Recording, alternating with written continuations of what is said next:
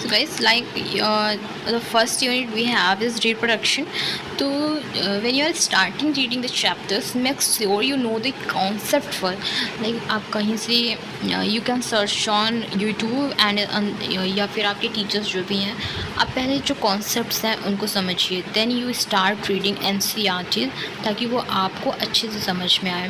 Like अगर आप बिना कॉन्सेप्ट को समझे जाएंगे NCERTs को पढ़ने तो in very first go you may face some difficulties.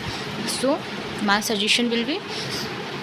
Suggestion will be कि आप पहले ना कोई भी चैप्टर स्टार्ट कर रहे हो तो उसको पहले जाके उसके कुछ इंपॉर्टेंट कॉन्सेप्ट्स हो गए या फिर यूट्यूब पे तो बहुत सारी वीडियोस अवेलेबल हैं, आप उसको जाके देख लो एक बार। फिर उसके बाद you may start reading the NCERTs and reading the biology NCERTs is not a tough thing, you may enjoy reading. So जैसे कि रिप्रोडक्शन है तो उसका मैं very first chapter I am starting like human reproduction, if I pick up human reproduction. So जैसे कि human reproduction का chapter है तो इसमें आप पहले देख लो, आपको एक प्री कॉन्टेक्स्ट दिया हुआ है कि कैसे क्या क्या चीज़ें इसके अंदर हमें पढ़नी हो सकती हैं। तो इसमें एक तो ये बहुत ही ज़्यादा लंबा चैप्टर है और थियोरेटिकल है, प्लस इसमें आपको कुछ कॉन्सेप्ट्स हैं जो खुद से समझने में प्रॉब्लम हो सकती है। सो आई विल सजेस्ट कि आप कुछ वीडियोस देख लो, उसके बाद हम NCERTs को रीड आउट करेंगे लाइन टू लाइन। और एक बार आपने कॉन्सेप्ट समझ लिया ना तो NCERT को फिर उसके बाद रीड आउट करके समझना will be very easy for you.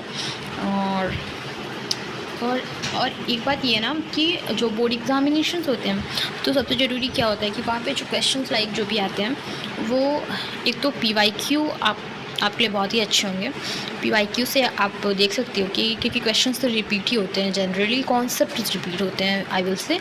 And ये जो अगर आपके आंसर्स में टर्मिनोलॉजी नहीं है तो फिर थोड़ा स्कोर करना डिफ़िकल्ट होता है। और डायग्राम्स बायोलॉजी के लिए तो बहुत ही ज़्यादा इम्पॉर्टेंट होते हैं। सो आपको क्या क्या ध्यान रखना है वाइल रीडिंग द NCERTs। तो जैसे कि आप स्टार्ट कर रहे हो द मेल रिप्रोडक्टिव सिस्टम, तो आई विल से जब आप स्टार्ट कर लो ना, एक बार आपने लेक्चर्स देख लिया कुछ भी, जहाँ से भी समझ लिया कुछ भी, उसके बाद जब आप स्टार्ट कर रहे हो रीडिंग करना तो आपने एक बार रीड कर लिया, then you go and write the topic like the male reproductive system here in your own language and connect करते रहना है चीज़ों को कैसे कैसे क्या हो रही हैं। और बहुत ही सिंपल होता है, एक बार बहुत ही ज़्यादा लेंदी तो नहीं आई विल से, मतलब बहुत ही इतना कोई वो नहीं है, आप आराम से इसको समझ सकते हो। और आपको जो डायग्राम्स गिवन होते हैं ना उस पर भी आपको बहुत ही ज़्यादा कॉन्सेंट्रेट करना होता है। एंड क्योंकि डायग्राम्स को रिप्रेजेंट करेंगे आप तो it will be scoring for you. So guys in this way आपको ये NCERTs रीड करनी है और आपके लिए हेल्पफुल हो जाएंगी।